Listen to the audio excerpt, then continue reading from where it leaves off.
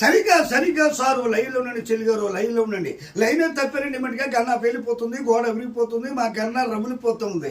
నా తుపాకీ వాళ్ళ పొద్దున్న 7ంటికి లైన్లో పెట్టి ఉంచానంటే రేపు మధ్యాహ్నం 11ంటికి వేలిపోతుంది. మరి ఈ మధ్యలో వేలదాం.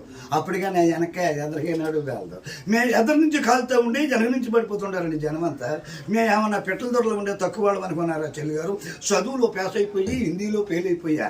చదువు సంఖ్యల వరకు వచ్చింది, గురింతాలు గుండ్ల వరకు వచ్చినాయి, పాఠాలు పాదాల వరకు వచ్చి ఇంగ్లీష్ ఈద్రంలో పరిగెత్తేసింది చెల్లెమ్మ.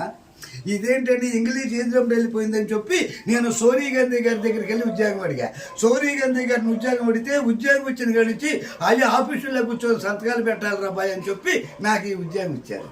కానీ నాకు డబ్బుకి దాని బట్టి ఏమో లేదు చెల్లిగారు. ఎండు ఏట్లు వెళ్ళిపోతుంది, బంగారం పోట్లు వెళ్ళిపోతుంది, డబ్బు టాప్ అయిపోయింది. ఇదేంటండి చెల్లిగారు? డాబాల మీద డాబాలు, డాబాల మీద డాబాలు, నేను 7 డాబాలు గడుపుతున్నాను మనకి. కానీ నేను గడిచేది